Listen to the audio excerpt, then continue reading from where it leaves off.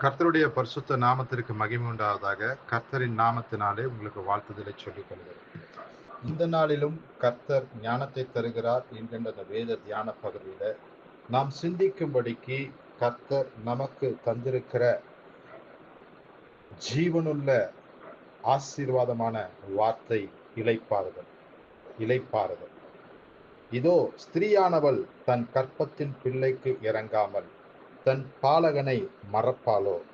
அவர்கள் மறந்தாலும் நான் உன்னை மறப்பதில்லை. இதோ ஸ்திரீயானவள் தன் கற்பத்தின் பிள்ளைக்கு இறங்காமல் தன் பாலகனை மறப்பாளோ? அவர்கள் மறந்தாலும் நான் உன்னை மறப்பதில்லை என்று சொல்லுகிற நம்முடைய தேவனாகிய கர்த்தர், வருத்தப்பட்டு பாரம் சுமக்கிறவர்களே, நீங்கள் எல்லாரும் என்னிடத்துல வாருங்கள், நான் உங்களுக்கு இளைப்பாறுதல் தருவேன் என்று சொல்லுகிறார். வருத்தப்பட்டு பாரம் சுமக்கிறவர்களே, நீங்கள் எல்லாரும் என்னிடத்துல வாருங்கள், நான் உங்களுக்கு இளைப்பாறுதல் தருவேன் என்று சொல்லுகிறார். ஆம், இங்கே நம்முடைய தேவனாகிய கர்த்தர் வருத்தத்தை குறித்தும் பாரத்தை குறித்தும் பேசுகிறார். நம்முடைய தேவனாகிய கர்த்தர் வருத்தத்தை குறித்தும் பாரத்தை குறித்தும் பேசுகிறார்.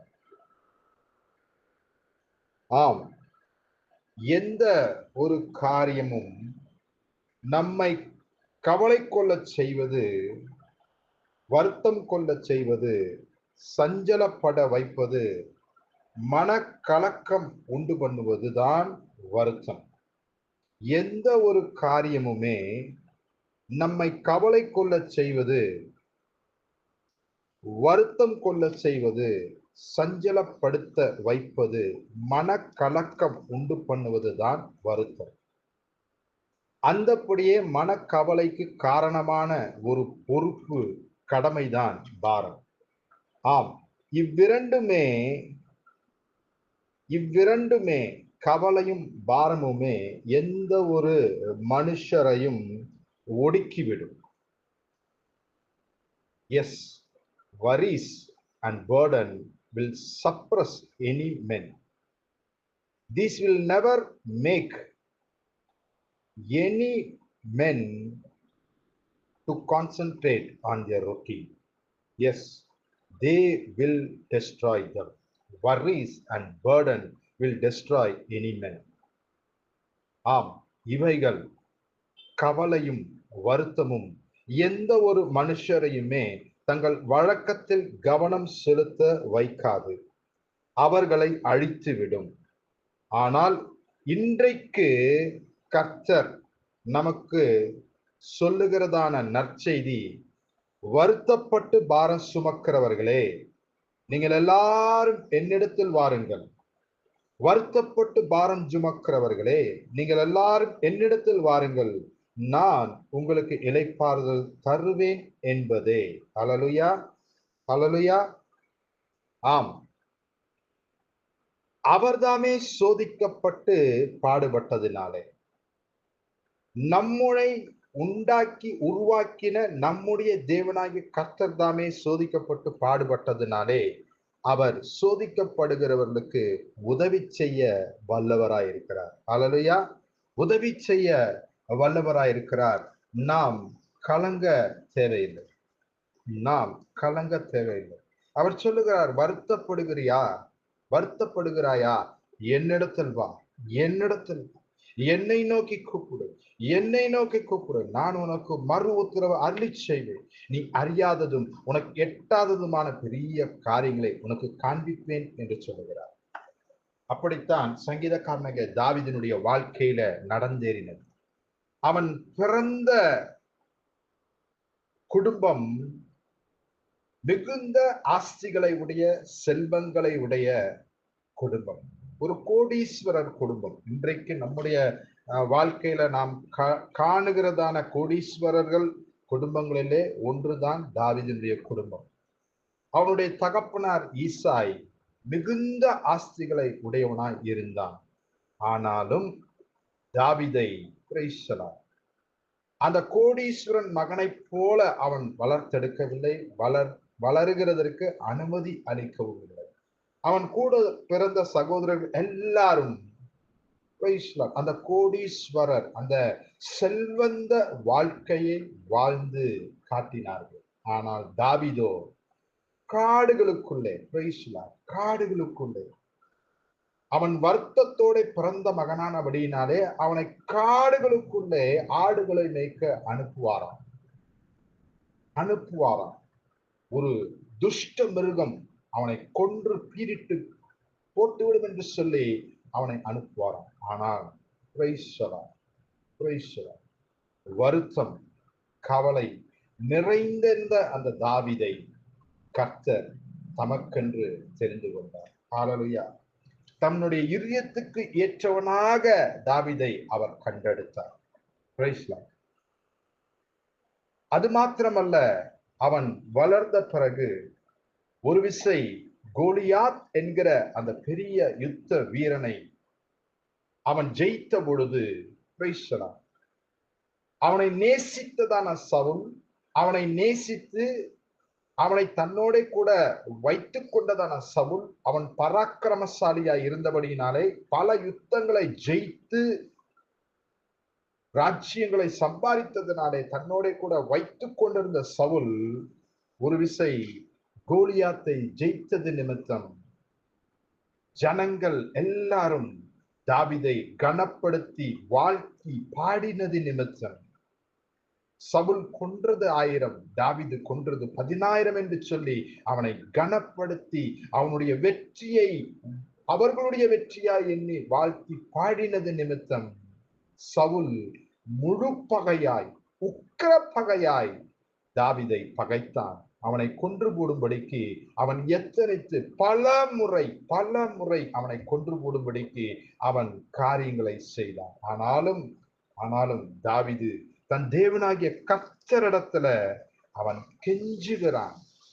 அவன் தன் நிலையை அவ்வப்பொழுது தன் தேவனாகிய கர்த்தரிடத்துல சொல்லி மனம் கசந்து அழுது தன் தேவனாகிய கர்த்தரை நோக்கி விண்ணப்பம் செய்வதை அநேக சங்கீதங்களிலே நாம் பார்க்க முடியும். இதோ சங்கீதம் 120 அதிகாரத்துல என் நெருக்கத்துல நான் கர்த்தரை நோக்கி கூப்பிட்டேன், அவர் எனக்கு செவி கொடுத்தார். பொய் உதடுகளுக்கும் கபட நாவுக்கும் என் ஆத்துமாவை தப்புவையும் கர்த்தாவே என்று சொல்லி அவன் கேட்டான். ஆம், கபட நாவே, உனக்கு என்ன செய்யப்படும்? உனக்கு என்ன கொடுக்கப்படும்? பலவானுடைய கூர்மையான அம்புகள் சூறை செடிகளை எரிக்கும் தழலுமே உனக்கு கிடைக்கும். ஐயோ, நான் மேசேக்கில சஞ்சரித்தது போதும், கேதாரின் கூடாரங்கள் அண்டையில் குடியிருந்தது போதும், சமாதானத்தை பகைக்கிறவர்களிடத்தில் என் ஆத்மா குடியிருந்ததும் போதும். நான் சமாதானத்தை நாடுகிறேன், அவர்களோ நான் பேசும் பொழுது யுத்தத்துக்கு எத்தனைப்படுகிறார்கள் என்று சொல்லுவார். ஆம், இப்படிப்பட்டதான வாழ்க்கையில தான் நாமும் வாழ்ந்து கொண்டிருக்கிறோம். பலவானுடைய கூர்மையான அம்புகளை போல் வரக்கூடியதான வார்த்தைகள், சூறை செடிகளை எரிக்கிற தழலை போலத்தான் அவருடைய பேச்சுகள். ஹல்லேலூயா, ஹல்லேலூயா, ஹல்லேலூயா. சமாதானத்தை பகைக்கிறவர்களிடத்தில் தான் நம்மில் அநேகருடைய ஆத்மா குடிகொண்டிருக்கிறது. ஆனாலும் இன்றைக்கு கர்த்தர் நமக்கு தருகிற ஒரு நற்செய்தி, வருத்தப்படுகிறாயா, கவலைப்படுகிறாயா, வருத்தப்பட்டு பாரம் சுமக்கிறாயா, என்னிடத்துல வா, நான் உனக்கு இளைப்பாறுதல் தருவேன் என்பதே. இப்படித்தான் சங்கீதக்காரனாகிய தாவீதும் தன் தேவனாகிய கர்த்தரை உண்டாக்கி உருவாக்கின தேவனாகிய கர்த்தரை அவன் கர்த்தரை தேடின நாட்களிலே அவனுடைய எல்லா பயத்துக்கும் அவர் நீங்களாக்கி விடுவித்த பொழுது சங்கீதம் 18 முழுவதையும் நாம் வாசித்து பார்ப்போமேயானால் அவன் நன்றி அறிதல் உள்ளவனாய் கர்த்தர் தன்னை தன்னுடைய எல்லா சத்துருக்களின் கைக்கும் சவுலின் கைக்கும் நீங்களாக்கி விடுவித்த நாளிலே அவன் மகிழ்ச்சியாய் பாடின சங்கீதம் 18. இதில் இருக்கிற அந்த 50 வசனங்களையும் நாம் வாசித்து பார்ப்போமே ஆனால் கர்த்தர் எவ்வளவாய் தாவீதை நேசித்தார் என்றும் கர்த்தர் எவ்வளவாய் தாவீதை எல்லா இக்கட்டுகளுக்கும் நீங்களாக்கி ரட்சித்தார் என்பதும் நாம் காண முடியும். இன்றைக்கு கர்த்தர் வருத்தப்படுகிறாயா, பாரம் சுமக்கிறாயா, என்னிடத்துல வா, என்னிடத்துல வா, நான் உனக்கு இளைப்பாறுதல் தருவேன். என்னுடைய நாமத்தை நீ மகிமைப்படுத்துவாய். என்னுடைய ரட்சிப்பை நீ பெற்றுக்கொண்ட அந்த விலையேற பெற்ற ரட்சிப்பை, உன் கவலைகளின் மத்தியில நீ பெற்றுக்கொண்ட அந்த ரட்சிப்பை, உன் வருத்தங்களின் மத்தியில நீ பெற்றுக்கொண்ட அந்த ரட்சிப்பை நீ அநேகருக்கு என் நாமத்தை கொண்டு நீ சாட்சியாய் சொல்லுவாய் என்று சொல்லுகிறார். சங்கீதக்காரனாகிய தாவீதை போலவே நமக்கும் நம்முடைய வாழ்க்கையில கவலைகள் வருவதுண்டு, பாரங்கள் நிற்பது உண்டு. ஆமென். கவலைகள் வருவதுண்டு, பாரங்கள் நிற்பது உண்டு. எந்த ஒரு காரியமும் நம்மை கவலை கொள்ள வைப்பதுண்டு, வருத்தம் கொள்ள பண்ணுவதுண்டு, சஞ்சலப்படுத்துவதுண்டு, மனக்கலக்கத்தை உண்டு பண்ணுவதுண்டு. வருத்தம் எப்படிப்பட்டதாயினாலும், வருத்தம் எண்ணத்தினால் ஆனாலும், கர்த்தர் நமக்கு சகாயராய் இருக்கிறார். நமக்கு விரோதமாய் நிற்பவன் யார்? கர்த்தர் நம் பட்சத்தில் இருக்கிறார். நமக்கு விரோதமாய் நிற்பவர் யார்? ஹல்லேலூயா, ஹல்லேலூயா, ஹல்லேலூயா. Praise Lord. அவன் அங்க சங்கீதக்காரனாகிய தாவீது தன்னுடைய 18ஆம் சங்கீதத்துல மிக அழகாய் சொல்லுகிறான். ஹல்லேலூயா. 18:21 வசனத்துல, கர்த்தருடைய வழிகளை கை கொண்டு வந்தேன், நான் என் தேவனுக்கு துரோகம் பண்ணினதில்லை. அவருடைய நியாயங்கள் எல்லாம் எனக்கு முன்பாக நிறுத்தினேன். அவருடைய பிரமாணங்களை நான் தள்ளி போடவில்லை.